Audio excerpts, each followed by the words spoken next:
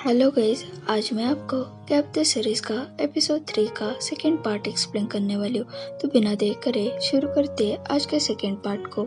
Starting में हमें दिखाया जाता है माँ सैम से पूछते, आप अभी कहीं पर जा रहे हो क्या? तो सैम कहते, तुम क्यों पूछ रहे हो? क्या तुम चाहते हो मैं तुम्हारे साथ कहीं पर चलूँ? मैं कहीं नहीं जा रही हूँ। तो मॉन उसे एक पार्क में लेकर आते और उसे पूछते कि आपको बेटर फील हो रहा है क्या? तो सैम कहते, जब भी तुम मेरे पास होते हो तो मुझे रिलैक्स फील होता है। तभी उसे रियलाइज होता है उसने फ्लो में क्या कह दिया। मॉन स्माइल कर रही थी और ऐसे प्रिटेंड करते कि उसने कुछ सुना नहीं हो। वो उसे कहते, कॉर्नर देखने में अच्छा है, चलो मैं आपकी पीक निकालती हूँ। तो सैम कहती है, नहीं मुझे पीक निकालना पसंद नहीं है। तो मॉन कहती है, प्लीज चलो ना। और वो पीक निकालने लगते हैं। तो सैम कहते, मैंने कहा ना मुझे पीक निकालना पसंद नहीं है। तो मॉन कहते, तो मैं सेल्फी निकालती हूँ। और वो उसके पास जाते हैं और सेल्फी निकालते हैं। बाद में सैम एक जगह बैठ जाते हैं। मॉन फिर से पीक निकालने लगते हैं और उसे स्माइल करने के लिए कहते हैं। तो सैम कहते, क्या तुम मेरे साथ पिक निकालना चाहते हो क्या? तो मॉन कहते, हाँ। और वो फिर से सेल्फी निकालने लगते।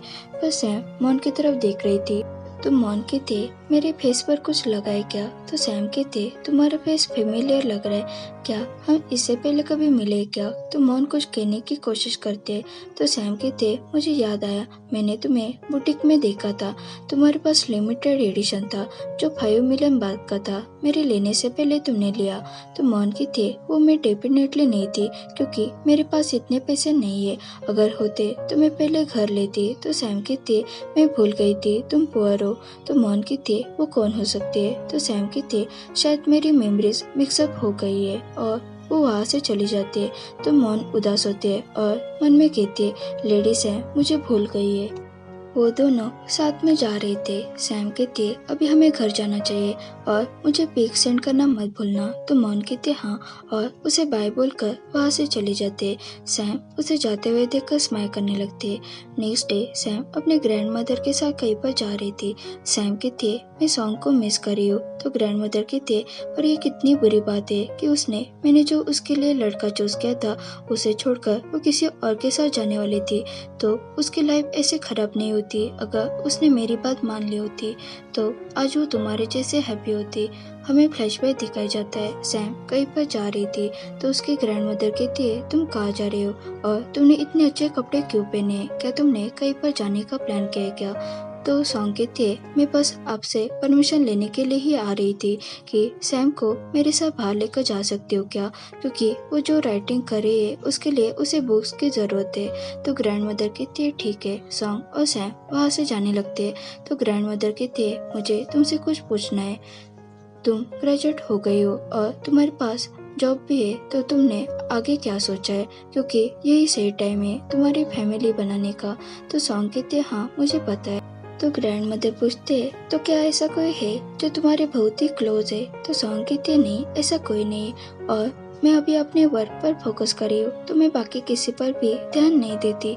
तो ग्रैंड मदर कहती, गुड, पर अगर कोई है तो मुझे बता देना और उसका प्रोफाइल भी दिखा देना, क्योंकि मुझे तुम्हारी फिक्र है। तो मैं चाहती हूँ तुम्हें कोई अच्छा ही लड़का मिले। अगर वो परफेक्ट या फिर उसका प्रोफाइल अच्छा नहीं होगा तो मैं उसे अप्रूवल नहीं दूंगी। तो सॉन्ग कहते, पर मैंने अभी इसके बारे में सोचा नहीं है। तो ग्रैंड मदर कहती है, पर तुम्हें देखना चाहिए, क्योंकि एज जैसे बढ़ती है वैसे स्टेप बाय स्टेप आगे बढ़ना पड़ता है और लड़कियां अपनी शादी और बच्चे के बारे में भी प्लान करने लगती है। तो सॉन्ग कहते, पर ग्रैंड मदर कहते, मैं कुछ भी सुनना नहीं चाहती। तो सैम उसे इशारों से कहते, कुछ मत कहना। बाद में सॉन्ग अपने गर्लफ्रेंड से मिलने के लिए जाते। वो अपने रिलेशनशिप के बारे में ही डिस्कस कर रही थी कि उसे बताना चाहिए या फिर नहीं। अगर बताया तो लोग क्या कहेंगे? तो उसकी गर्लफ्रेंड कहती, मुझे फर्क नहीं पड़ता लोग क्या कहेंगे। तो सॉन्ग भी कहती है, मुझे भी फर्क नहीं पड़ता और मैं ग्रैंड मदर को भी इसके बारे में बता दूंगी। उन दोनों को इतना लवी डबी बनते हुए देखकर सैम खुश होते। बाद में जब ग्रैंड मदर को पता चलता है तो उसे घर से निकाल देते।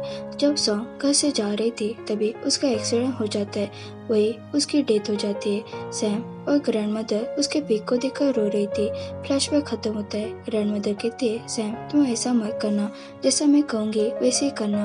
क्रिक के साथ शादी करो, मैंने तुम्हारे लिए बेस्ट ही पर्सन चूज किया है। क्या तुम्हें समझ में आ रहा है? तो सैम कहते, हाँ। तो ग्रैंड मदर वहाँ से चली जाते।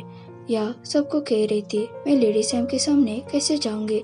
कल जो पूछताछ हुई थी तब मैंने ऐसे कुछ कन्फेस किया है कि मैं उनके सामने नहीं जा सकती। तो जिन कहता है या तुम्हें क्या हुआ है, क्या तुम पागल हो। तो यहाँ कहती है तुम पागल हो, मैं उस बात को दिमाग से नहीं निकाल पा रही हूँ। मैंने कल कहा था कि मैंने किसी भी आउटसाइडर को वर्क के बारे में नहीं बताया। मैंने अगर आपके बारे में कहा है वो ये कहा है कि आप निर्दयी और क्रूर हो। तो सैम कहती है तुमने अभी क्या कहा। तो यहाँ को रियलाइज होता है कि उसने क्या कहा है। ये सब सुनकर बाकी सब भी शौक होते। जिन कहते हैं मैंने तो इसे बुरा कहा है।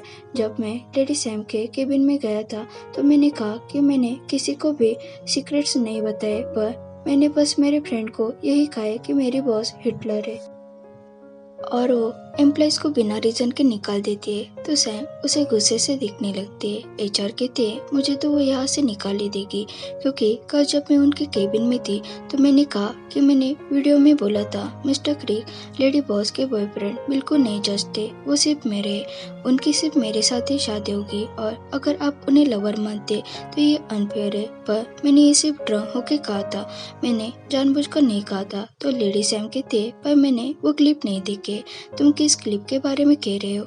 एचआर रोने लगती है और कहते हैं लेडी बॉस ने वो क्लिप देखी नहीं थी, पर मैंने उन्हें सब कुछ बता दिया।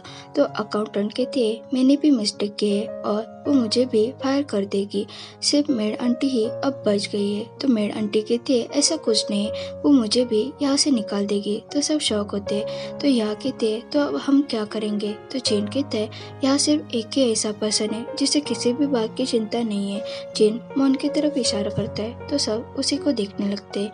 एचआर कहते मॉन किसी बात को लेकर वरीड नहीं है, ऐसा क्यों है। तो यहाँ कहते वो न्यू है इसलिए उसे पता नहीं है ये कितना सीरियस मैटर है। तो मेड आंटी कहते चलो हमें उसे पूछना चाहिए, कल उसने लेडी बॉस को क्या कहा था। वो सब मॉन के पास आ रहे थे, तभी वो देखते सामने से लेडी बॉस आ रही थी। तो वो फिर से अपने अपने जगह जाकर बैठ जाते। सैम मॉन की तरफ देखकर वहां से चली जाते। तो सारा स्टाफ फिर से एक होकर बात करने लगते। जिन कहता है शायद हमें नया जॉब ढूंढना पड़ेगा। तो मेड आंटी कहती है पर मेरी एज इतनी है कि मुझे कहीं पर भी जॉब नहीं मिलेगी। तो अकाउंटेंट कहती है मुझे तो लॉटरी लगनी चाहिए। तो जिन कहता है अगर आपको लॉटरी लगती है तो मुझे मत भूल जाना। तभी सैम आते हैं और मॉन को केबिन में बुलाते हैं। मॉन वहाँ से चले जाते हैं। सारे स्टाफ मेंबर ये देखकर शौक होते हैं और जल्दी से केबिन के बाहर सुनने के लिए जाते। मॉन सैम से कहती है आपने मुझे ऑफिस में ऐसे बुलाया जैसे मुझे आप फायर करने वाले हो, क्योंकि बाकी सबको लगता है मैं पागल हूँ। तो सैम कहते तो क्या तुम नहीं हो। तो मॉन कहते हाँ। तो सैम कहते तुम कितनी बातें कर रही हो और उसे लेकर सोफे पर बैठने के लिए कहते और बोलते मैं नहीं चाहती बाकी स्टाफ हमारी बातें सुने, हम आज नए कंटेंट के बारे में डिस्कस करेंगे, क्या तुम रेडी हो। तो मॉन कहते हाँ और वो लैपटॉप ओपन करते। तो सैम कहते अगर इस बार आइडिया लीक हुए तो तुम जिम्मेदार होगी। तो मॉन कहते मैं आपको निराश नहीं करूंगी, जैसा आप चाहते हैं वैसा ही करूंगी। तो सैम कहते क्या तुम मैं जो भी कहूंगी वो करोगी। तो मॉन कहते हाँ। तो सैम कहते गुड, तो मेरा फर्स्ट कंटेंट है बुलिंग, तुम इसके बारे में क्या सोचते हो। तो मॉन कहती है वैसे आप बुली ही कर रहे हो, क्योंकि कल आपने कहा था कि मैं एक्सपेंसिव वॉचेस नहीं ले सकती। तो सैम कहते मैंने बस कहा तुम पुअर हो। तो सैम धीरे से कहते पर उसका मतलब तो वही हुआ ना। तो सैम उसे सेकेंड आइडिया बताती है। तो मॉन उसे फिर से कुछ न कुछ कहती है। तो सैम इरिटेट होकर कहते एग्जैक्टली यह बॉस कौन है, तुम हो या मैं। तो मॉन कहती है अगर आप मेरी ओपिनियन पूछ रहे तो ऑफकोर्स मैं। तो सैम कहती है ठीक है। वो दोनों कंटेंट पर काम करते। पूरा दिन वो साथ मिलकर कंटेंट ढूंढते। 9 PM हो जाते। सैम कहती है अब हमें घर जाना चाहिए, लेट हो गए। तो मॉन कहती है तो हम इस कंटेंट पर कल वर्क करेंगे क्या। तो सैम कहते हैं नहीं, कल हमें 9 बजे से पहले उसे पोस्ट करना है। तो मॉन शौक होते और कहते हैं ओके ठीक है, आप घर जाइए और रेस्ट करें, मैं यहाँ उस कंटेंट पर काम करूंगी। तो सैम कहते मुझे पता है मेरे जाने के बाद तुम कुछ नहीं करोगी। तो मॉन कहते क्या आप मेरे बारे में ऐसे सोचते हो क्या। तो सैम कहते यहाँ मेंटर मैं हूँ, तो मैं कहूँगी वही होगा। तो मॉन उसे कहते आप यही ऑफिस में सो जाए। तो सैम कहते मुझे यहाँ नींद नहीं आएगी। तो मॉन कहते तो क्या आप चाहते मैं आपके साथ आपके प्लेस पर वर्क करूँ। तो सैम कहती है तो तुम मेरे प्लेस पर जाना चाहती हो, पर नॉर्मली मैं किसी को भी मेरे घर एंटर नहीं करने देती, पर तुम इतना कह रही हो तो मैं तुम्हें वहाँ लेकर जाऊंगी। और वो वहाँ से जाने लगते हैं। मोहन स्माइल कर रही थी तो वो उसे कहते जल्दी करो, क्या तुम ओनर को ऐसे वेट करवाओगी, ये कितना रूड है। और वो वहाँ से चली जाती है। वो दोनों कहाँ से जा रहे थे। मोहन उसे पूछते इस कंटेंट को तो बहुत टाइम लगेगा, तो क्या मैं पूरी रात आपके प्लेस पर रहूंगी। तो सैम कहते क्यों, तुम्हें डर लग रहा है क्या। तो मोहन कहते ऐसा कुछ नहीं है, पर आज से पहले मैं कभी भी ऐसे किसी के घर रही नहीं हूँ, तो मेरे मॉम डैड मुझे लेकर परेशान हो गए। तो सैम उसे अपने पेरेंट्स को कॉल करने के लिए कहती है। मोहन कॉल लगाते है। मॉम डैड मोहन के फ्रेंड के साथ बात कर रहे थे। वो कहते हैं अगर आपको ऐसे ही कुछ परेशानी होती है तो मुझे कॉल करे। तभी डैड का फोन बजता है। वो कॉल रिसीव करते। सैम उनसे बात करते तो उसके डैड लेडी सैम की आवाज सुनकर शौक होते और वो बात करते वक्त हकलाने लगते। तो मॉम लेडी सैम का नाम सुनकर वहाँ आते। सैम डैड को कहते है आज मोहन मेरे साथ रहने वाली है, तो मैंने परमिशन लेने के लिए कॉल किया था। तो डैड कहते हैं ठीक है। तो मोहन सैम के हाथ से फोन लेते हैं और कहते हैं डैड आपको कोई प्रॉब्लम नहीं है।